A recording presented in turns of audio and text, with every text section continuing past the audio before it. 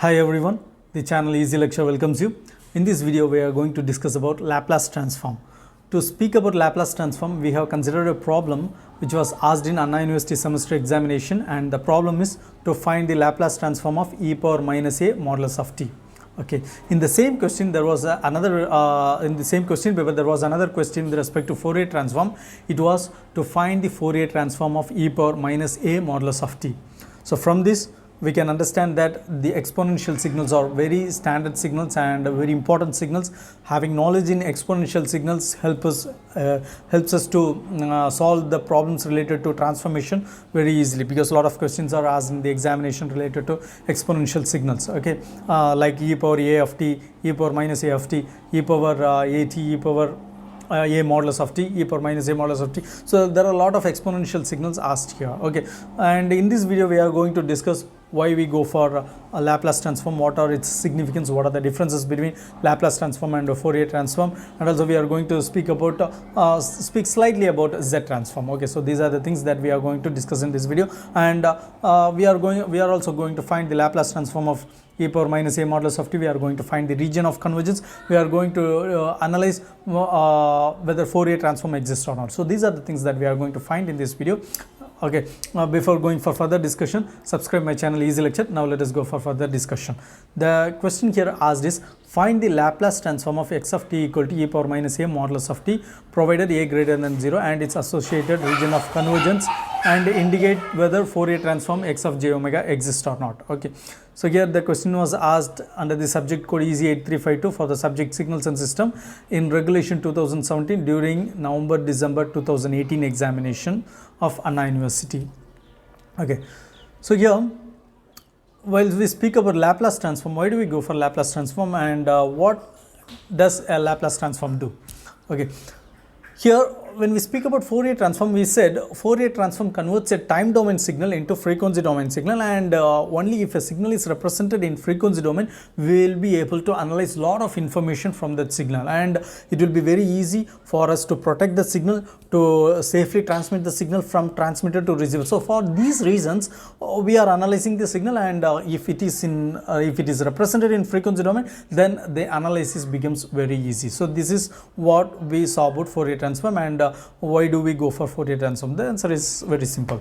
Okay, now while we speak about Laplace transform, here Laplace transform also does the same thing. It also converts a time domain signal into frequency domain signal. Okay, so here the thing is, Laplace transform is said as it is the generalized form of Fourier transform. Okay, so Fourier transform, it is representing a signal in frequency domain. Similarly, Laplace transform is also representing signal in frequency domain.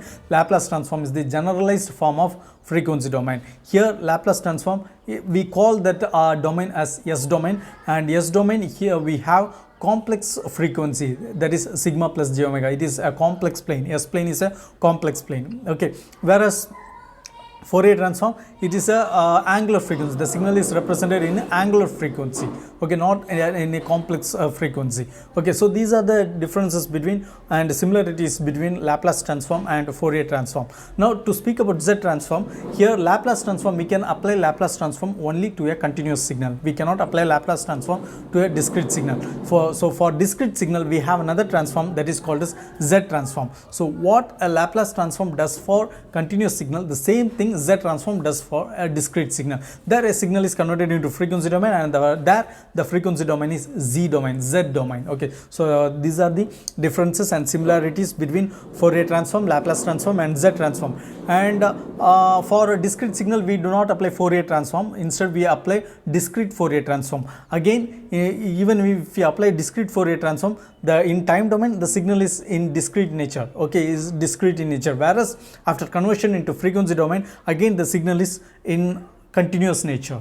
Okay, so after converting to frequency domain also, we may need the signal to be represented in to be in discrete form. So in that case we may directly apply discrete time Fourier transform. So discrete time Fourier transform, so that transform transforms the signal, makes the signal in frequency domain to appear in discrete form. Okay, so these are the different transformation and the application of different transformation, and depending upon our need we may use different transformation. And I have spoken about all this transformation in one of my videos, that is DSP made easy in a single video. Okay, now coming back to this problem, we have got the signal as x of t equal to e power minus a modulus of t, and we need to find the Laplace transform. Laplace transform is divided into two types. One is unilateral Laplace transform, another one is bilateral Laplace transform, and the formula are given here.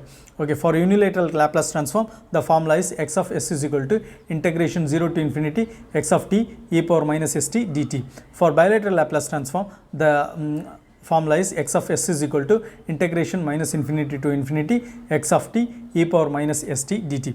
Okay, so the difference between unilateral Laplace transform and bilateral Laplace transform is in the lies in the limit. Okay, unilateral Laplace transform is available from 0 to infinity, whereas bilateral Laplace transform, it takes the limit from minus infinity to infinity. So these are the differences between two Laplace transforms. Okay, now we have to decide what kind of Laplace transform should we apply for this signal, whether unilateral Laplace transform or bilateral Laplace transform. So the answer lies in the significance of this variable, that is t. Here the variable has absolute value. Okay, it is modulus of t. We need to modulus of t means it is absolute of t. Okay, we need to have a clear understanding on modulus of t. So here modulus of t, it is equal to t for t greater than or equal to 0, and it is equal to minus t for t less than 0. Okay, so only in that case modulus of t can take absolute value of t. Okay, for example, let us consider t has value 5. Okay, t equal to 5. So t equal to 5 means t is greater than 0. Okay, so in that case modulus of t takes t, that is modulus of t equal to 5. Okay, let us consider another one case 2. Here t equal to minus 5. So here t equal to minus 5 means t is less than 0. Okay, that means modulus of t should take minus t, that is minus of minus 5, that is equal to plus 5. So in both the cases modulus of t is taking absolute value, that is 5. Okay, now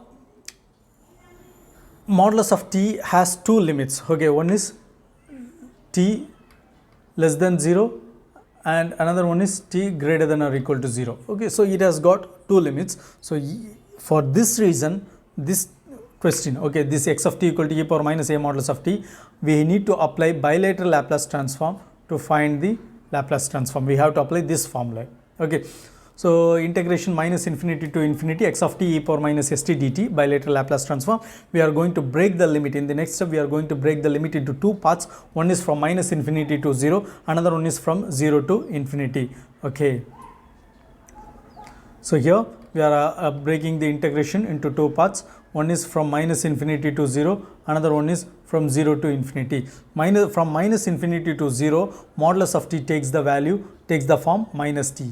Okay, so only if it takes minus t in this region, that is from t equal to minus infinity to 0, if we substitute any value for t, okay, for example, if t is minus 1 or minus 2 or minus 3, here this minus will neutralize that minus, and we will be having absolute value of t. The meaning of modulus of t is established. Okay, so for this reason we are considering modulus of t as minus t in the region minus infinity to 0, whereas from 0 to infinity we are considering modulus of t as plus t.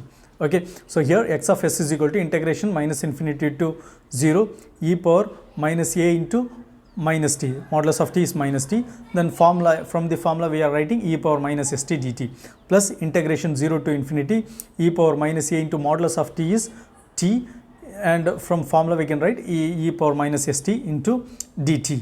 Okay, now here minus a into minus t becomes plus at. Okay, then e power plus at into e power minus st becomes e power a minus s into t. Okay, so that is what we have got here. Integration of minus infinity to 0 e power a minus s into t dt plus integration 0 to infinity. Here we are taking minus and t common outside, so it becomes e power minus a plus s into t dt. Okay, next we are going to integrate exponential signal. We know how to integrate exponential function with respect to t. Here we have e power a minus s into t divided by a minus s. Okay, that is what we have, and the limit is from minus infinity to 0. And for this portion we have e power minus a plus s into t divided by minus of a plus s, and the limit is from 0 to infinity. E power minus a plus s into t divided by minus of a plus s, and the limit is from 0 to infinity. Okay, next we have to perform upper limit minus lower limit. So for this portion we are performing upper limit minus lower limit. When we substitute upper limit, when we replace the value of t by upper limit 0, this term becomes e power 0 minus e power 0 minus, then we are substituting the lower limit, replacing t by lower limit e power minus infinity. So it becomes e power minus infinity, the whole divided by a minus s. So that is what we have got here, e power 0 minus e power minus infinity divided by a minus s. Similarly, when we apply upper limit and lower limit to this portion, we will be having e power minus of a plus s into plus infinity, that becomes e power minus infinity minus lower limit, and the limit is 0, e power minus of a plus s into 0, that is e power 0, the whole divided by minus a plus s, minus of a plus s. Okay, so that is what we have got here.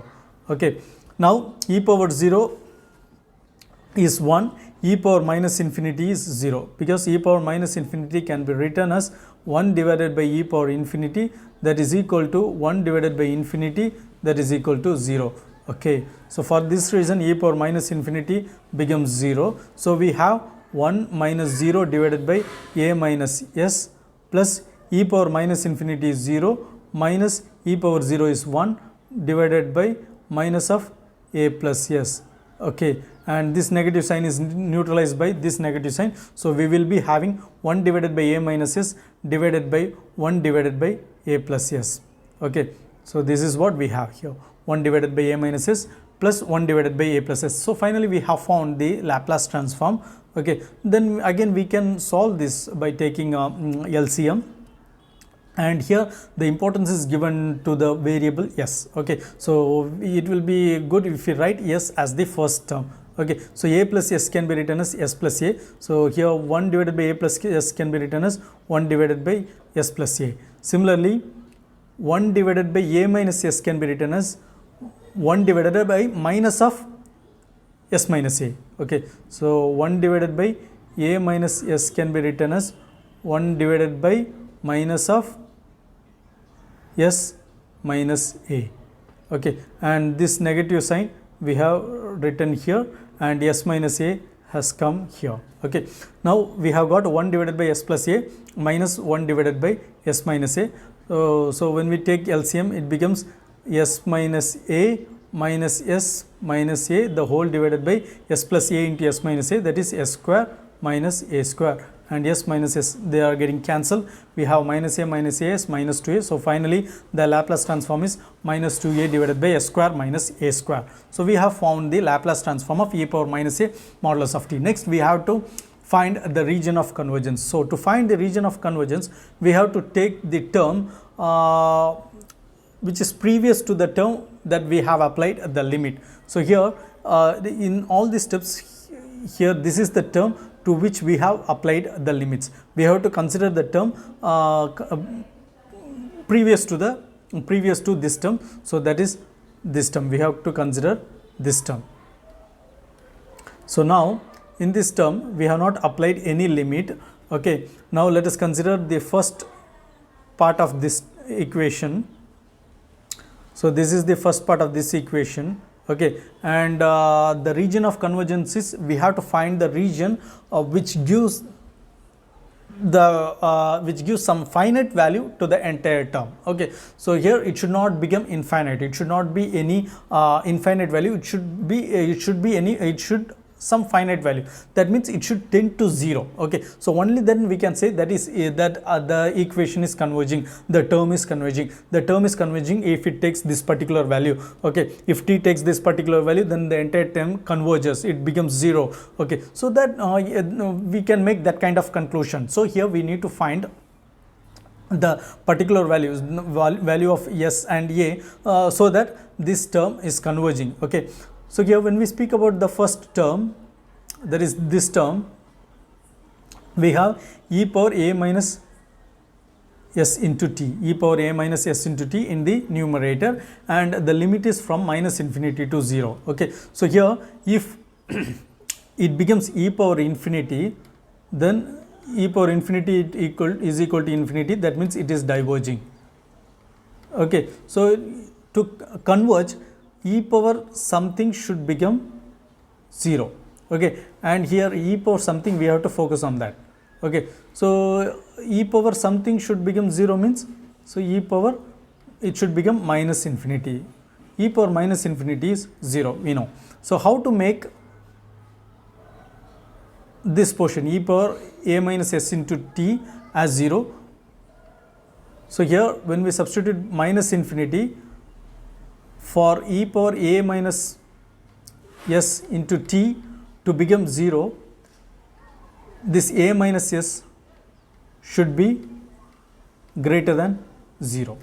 Okay, so only if a minus s is greater than 0, and when we substitute t equal to minus infinity, e power a minus s into t becomes e power minus infinity. If a minus s is less than 0, then what happens? If we substitute t as minus infinity, t equal to minus infinity, then a minus s is already a negative number, and t is also a negative of infinity. Negative into negative becomes positive, so e power a minus s into t becomes e power infinity, that is infinity, and it will not converge, it will never converge, it will diverge. It is, the case is called diverging.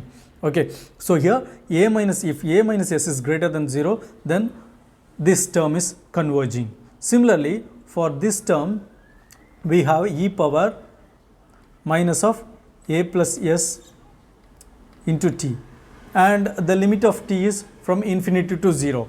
Okay, and that is 0 to infinity. If t equal to 0, there is no problem. If t equal to 0, we have e power 0, that is equal to 1, it takes a finite value. But when we have infinity, when we substitute t equal to infinity, we must be very careful with this portion. Okay, if t is equal to infinity and a plus s is positive, only then this negative sign becomes significant, and negative of positive number into infinity becomes e power negative of infinity, and that is equal to 0. Okay, if a plus s is not positive, if a plus s is negative, then negative of this negative becomes positive, and positive of infinity, e power positive of infinity becomes infinity, again it will diverge. Okay, so in order to converge, this a plus s should be positive. Okay, so here we have a minus s is also positive, a minus s should be greater than 0. Similarly, a plus s is also greater than 0. Okay, so these are the two conclusions that we have arrived at from these two terms of this equation. Okay, from this we have to analyze and we have to speak about this with respect to s. Okay, that is what we are going to do now.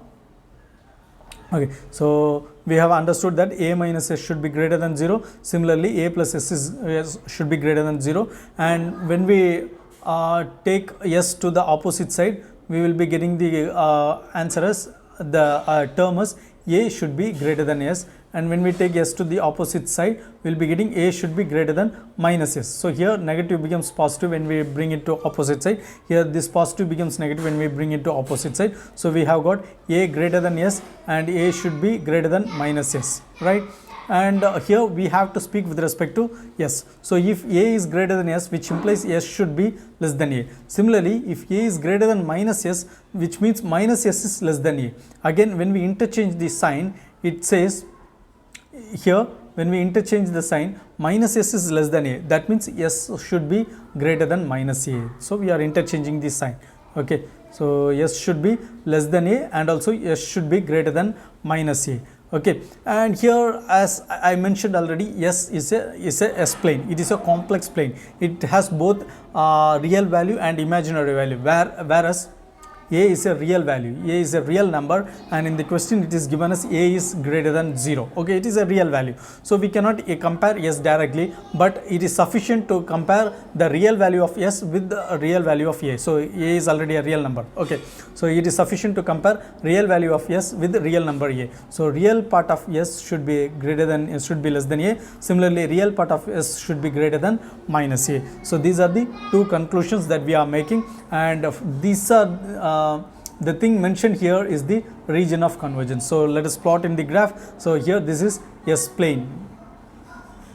S plane, along x-axis we have got real values, real axis, and y-axis is the imaginary axis, sigma plus j omega. Okay, and we have to plot a. A is a positive number, so it comes here a, and minus a is a negative number, so it comes here. Okay, so the value of S should be, the value of S, that is real value of S, should be less than a. So less than a means this portion, and also it should be greater than minus a. So here we have minus a here, so it should be greater than minus a. So this region, so in this region we have region of convergence. Okay, so then regarding the existence of Fourier transform, Fourier transform exists in the region of convergence. So Fourier transform exists for real part of S lying between minus a and plus a. So if real part of S is takes the value between minus a and plus a, then we can conclude that a Laplace transform is converging, and also the Fourier transform is existing in this region. Okay, so this is how we perform, we encounter the problems related to Laplace transform. I hope you have got a very clear understanding about Laplace transform, why we go for Laplace transform, what are the uses and what are the differences, similarities between Fourier transform and Laplace transform, then how to find the region of convergence. So all these things I hope you might have understood, and you can leave your comment in the comment box about this video. Share this video with your friends. Don't forget to subscribe my channel Easy Lecture. Meet you again in another video. Until then, bye. Thank you.